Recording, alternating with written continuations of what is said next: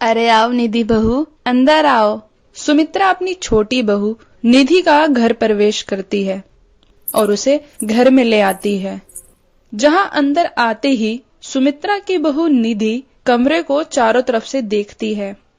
सुमित्रा निधि से बोलती है, क्या हुआ बहू, क्या देख रही है? माँ जी, ये कमरा कुछ ज्यादा ही छोटा नहीं है? खैर, मुझे मेरा कमरा बता दो। मैं शादी के रस्मों में बहुत थक गई हूँ। मैं अब आराम करना चाहती हूँ। बहू, ये कमरा तेरा और तेरी जेठानी दोनों का ही है। तुम दोनों इसमें एक साथ रहना। क्या माँ जी, मेरी अभी शादी हुई है और अब हम एक कमरे में कैसे रहेंगे? बहू, तू तो जानती ही है हमारी गरीबी। हमारे घर में बस यही एक कमरा है। मैं तो खुद आंगन में रहकर गुजारा कर रही हूँ। अब जो भी है इसमें तुझे भी गुजारा करना ही पड़ेगा। निधि मुंह बनाकर वहां बैठ जाती है। उसकी जेठानी पूजा उसके लिए पानी लेकर आती है। ये लो निधि, पानी। कुछ और चाहिए होगा तो मुझे कहना। फिर देवरानी और जेठानी एक ही कमरे में अपने अपने पतियों के साथ सो जाती हैं। अचानक से निधि की आंख रात में खुल जाती है। उफ, ये मच्छर और ऊपर से इतनी गर्मी, क्या करूं मैं? ये सब तो कितने आराम से सो रहे हैं, लेकिन मेरा तो सोना हो ही नहीं पा रहा। आज मेरी सुहाग रात है। मैंने क्या क्या सोचा था, लेकिन मैंने ये नहीं सोचा था कि मुझे ऐसे रात बितानी पड़ेगी। निधि की फुसफुसाहट सुनकर पूजा उठ जाती है। क्या हुआ निधि, नींद नहीं आ रही क्या? कैसे नींद आएगी? इतने मच्छर और ऊपर से इतनी गर्मी हो रही है। पता नहीं आप सब कैसे ऐसे सो जाते हैं। मुझसे तो सोया ही नहीं जा रहा। गरीबी सब सिखा देती है निधि। चलो अब सो जाओ, देर रात हो चुकी है। फिर से दोनों सो जाती हैं। अगली सुबह निधि की मुंह दिखाई होती है। गांव की कुछ औरतें निधि को देखने आती हैं। अरे वाह भाई, बहू तो बिल्कुल चांद का टुकड़ा है। निधि बहू, अब जैसे तेरी जेठानी ने खुशखबरी दी है, वैसे तू भी जल्दी जल्दी खुशखबरी दे दे। कैसे दे दूं खुशखबरी? जब से मैं आई हूँ, जब से तो हम जेठ जेठानी के कमरे में ही सो रहे हैं। ऊपर से इन्हें खुशखबरी चाहिए। प्राइवेसी नाम की तो कोई चीज ही नहीं है यहाँ। कुछ दिन बीत जाते हैं। एक दिन कमरे की हालत बहुत खराब होती है। अरे निधि, ये क्या? तुमने सारा सामान इधर उधर क्यों फेंक रखा है? और ये गीला टॉवल भी मेरे बिस्तर पे रख दिया। जेठानी जी, ये मत भूलिए कि ये कमरा मेरा भी है। मेरे जैसा मन करेगा मैं वैसे रहूंगी। आप मुझे मत बताइए। इसके बाद गर्भवती पूजा कमरे की सफाई करने लगती है। एक रोज जेठानी अपनी माँ से बात करती है और देवरानी अपनी सहेली से। एक कमरे होने की वजह से दोनों ठीक से बात नहीं कर पाती हैं। अरे जेठानी जी, आप थोड़ी साइड होकर बात नहीं कर सकती हैं क्या? निधि, अगर तुम्हें इतनी ही दिक्कत है तो तुम बाहर जाके बात कर लो। अरे मैं क्यों जाऊं बाहर, आप जाइए। दोनों आपस में लड़ने लग जाती हैं। ऐसे ही कुछ महीने निकल जाते हैं और अब पूजा की गोद भराई करनी होती है। पूजा शीशे के सामने खड़ी होकर तैयार होने लगती है, जिसे देखकर निधि बोलती है, जेठानी जी, आपका श्रृंगार हो गया हो तो जरा साइड हो जाइए, मैं भी तैयार हो जाती हूँ। निधि, गोद भराई मेरी है तो पहले मैं तैयार होऊंगी ना, तुम बाद में हो जाना। अरे क्या मुसीबत है, जब से मैं यहाँ आई हूँ सब कुछ एक ही एक है। एक कमरा, एक बाथरूम, एक रसोई और अब एक शीशा भी। ना जाने मुझे कब तक कॉम्प्रोमाइज करना पड़ेगा। हाँ तो निधि, मैं भी तो कॉम्प्रोमाइज कर ही रही हूँ ना। पहले कितना अच्छा था, मैं अकेली थी, मुझे कोई दिक्कत भी नहीं होती थी। लेकिन जब से तुम आई हो मुझे हर चीज सोच समझ के करनी पड़ती है। रहती तुम भी हो लेकिन सफाई मुझे ही करनी पड़ती है। अरे तो क्या हुआ, आपका अकेले का कमरा थोड़ी है। बातों ही बातों में दोनों का झगड़ा कुछ ज्यादा ही बढ़ जाता है और इन सब के चलते पूजा को धक्का लग जाता है और वह जमीन पर गिरने ही वाली होती है, जब तक पूजा का पति वहां आकर उसे बचा लेता है। भगवान का लाख लाख शुक्र है कि मैं यहाँ समय पर आ गया, वरना आज तो अनर्थ ही हो जाता। अरे तुम दोनों को अपने बारे में ना सही, लेकिन इस नन्ही सी जान के बारे में तो सोचना ही चाहिए था। मैं मानती हूँ कि एक कमरा होने की वजह से बहुत परेशानियां होती है, लेकिन मेरे बेटे मेहनत कर तो रहे हैं ना। हमें माफ कर दीजिए माँ जी, आज से हम ऐसा कभी नहीं करेंगे। हाँ माँ जी, अब से हम दोनों साथ में रहेंगे। तुम दोनों चिंता मत करो, जमीन हमने ले ली है और जल्दी ही हम 3 कमरे बनवाएंगे, जिससे किसी को परेशानी नहीं होगी। अब जेठानी और देवरानी साथ में मिलजुल कर रहने लगती हैं। कुछ ही समय के बाद उन्होंने अपना एक बहुत ही बड़ा घर बना लिया और वे अपना जीवन सुखद से बिताने लगे।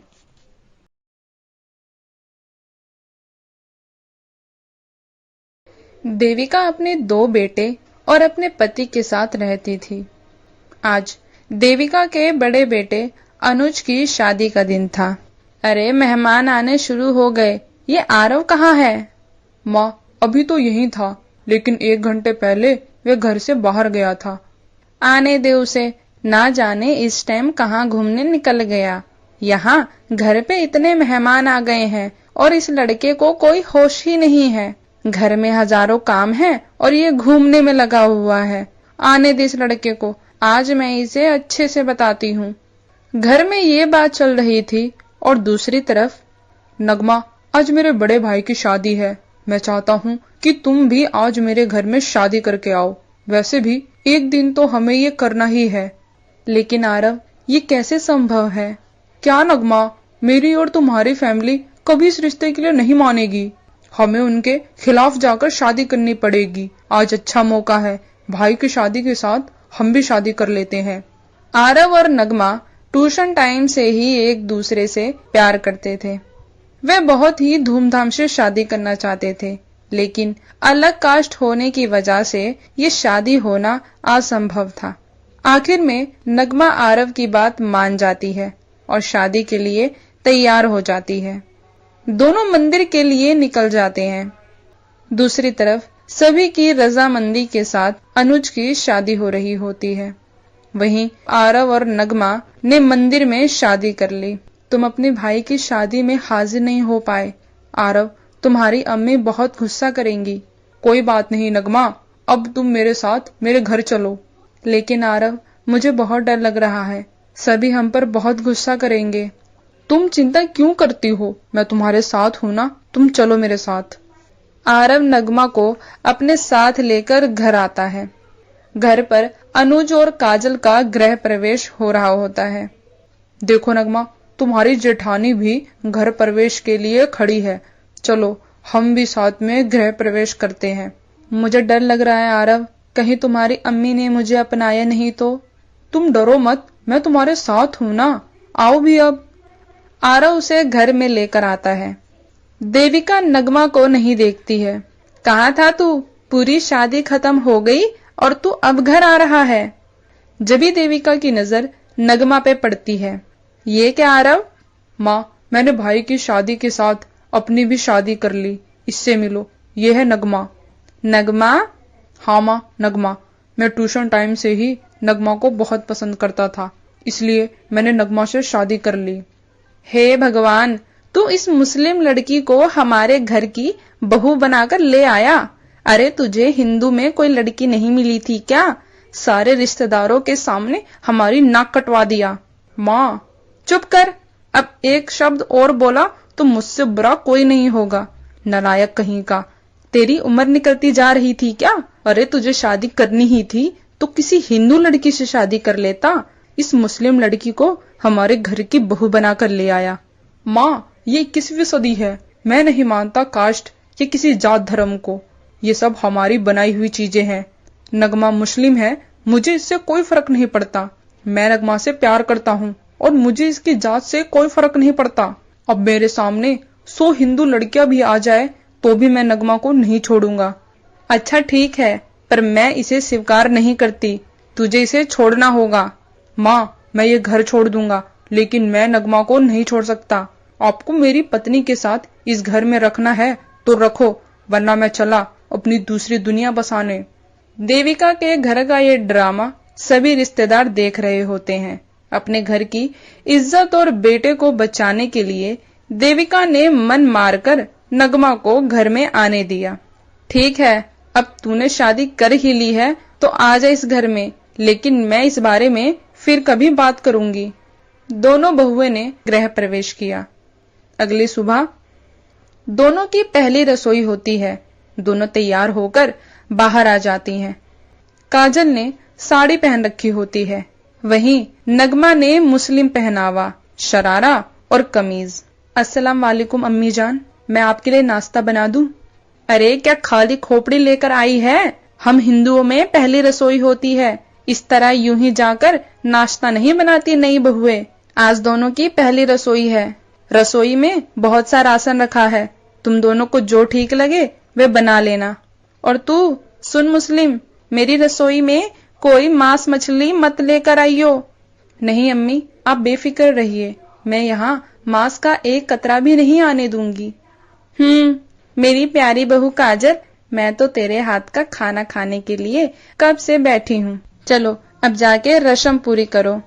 देविका काजल से बहुत ही प्यार से बात करती है। वहीं मुस्लिम बहू नगमा को बस ताने ही सुनने पड़ रहे थे। इसके बावजूद भी नगमा किसी बात को दिल से नहीं लगाती और खुशी खुशी रसोई की तरफ चल देती है। यहाँ तो बहुत सा राशन है, एक काम करती हूँ, सेवैयां और पुलाव बना देती हूँ। नगमा बिना देर किए पुलाव और सेवैयां बनाकर तैयार कर देती है। उसके बाद वह रसोई से बाहर चली जाती है। इतने देर में काजल वहां आती है। उफ, क्या ये रस्म करनी जरूरी है क्या? अब मैं क्या बनाऊं? मैंने तो अपने मायके में आज तक चाय भी नहीं बनाई है। काजल गुस्सा ही कर रही थी कि उसकी नजर नगमा के बनाए पुलाव पर जाती है। अरे मुझे क्या बनाने की जरूरत है? यहाँ तो पहले से ही खाना बना बनाया रखा हुआ है।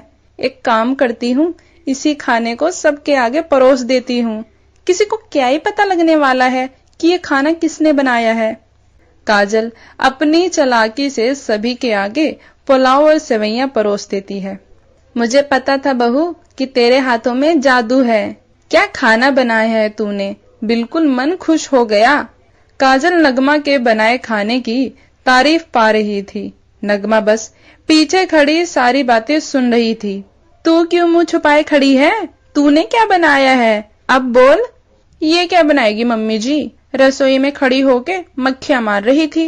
नलायक, ससुराल तो बहुत आने की पड़ी थी, कम से कम चूल्हा चौका तो सीख के आती।